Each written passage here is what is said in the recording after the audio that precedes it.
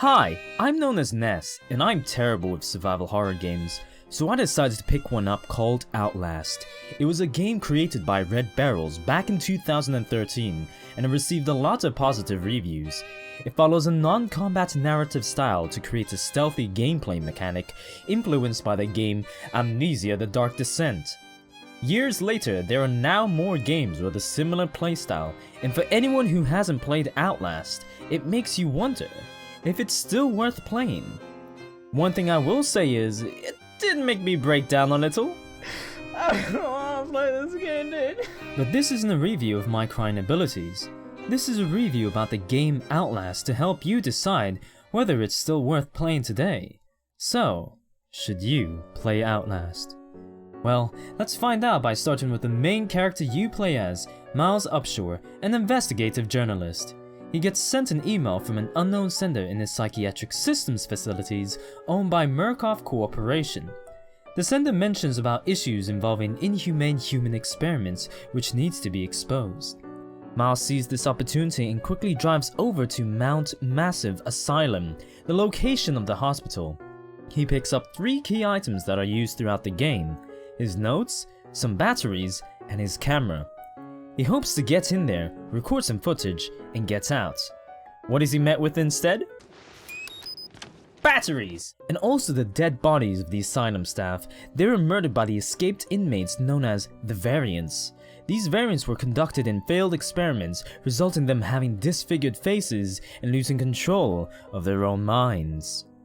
They are well-designed antagonists of the game. They are terrifying, creepy, but most importantly, unpredictable. Sometimes they're mindlessly bashing their heads against walls or curled up in a corner, shivering in fear. Whereas other times they are out there, looking to spill blood. But that's not the worst. The worst is when they abuse a dead body. Basically, fuck. There are also more unique variants that you will meet throughout the game. To name a few, you have the Twins. They are obsessed with your organs and like to walk around completely naked. I like to call them the Ding Dongs.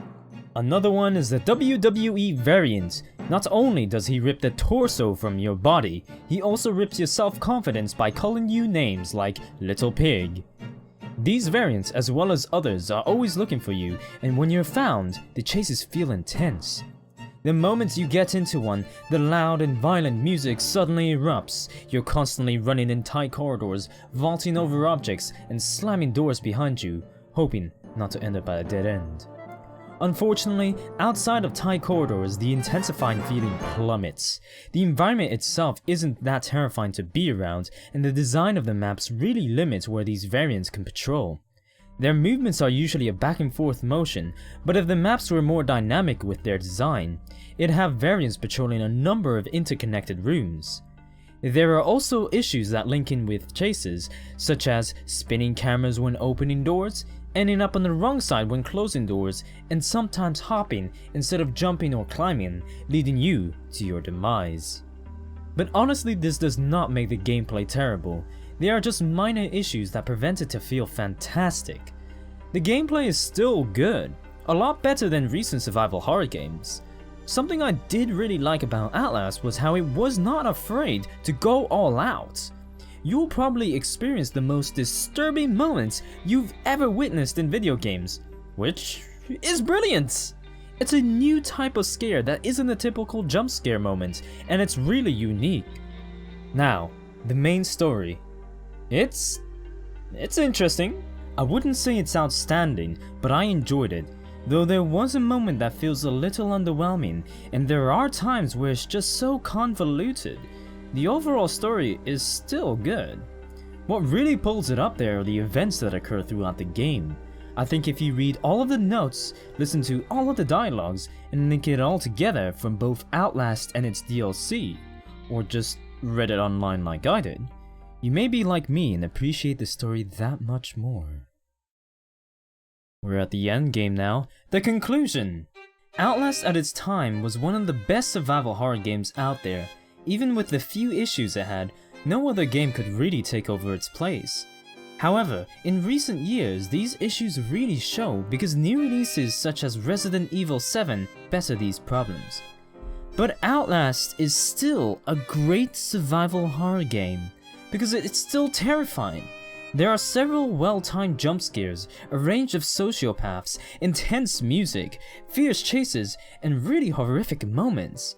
These moments are what makes Outlast so unique, and allows you to know that it's an Outlast game, not just a survival horror game.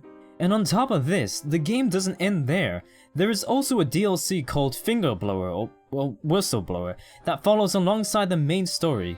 Although I don't want to delve into it too much, I will say that it's set in the same environment and its gameplay is similar to Outlast. It will also help fill in the few gaps that you find throughout the game. It's definitely worthy of a playthrough if you enjoyed this game. I hope this helps you answer that question we started with. Should you play Outlast?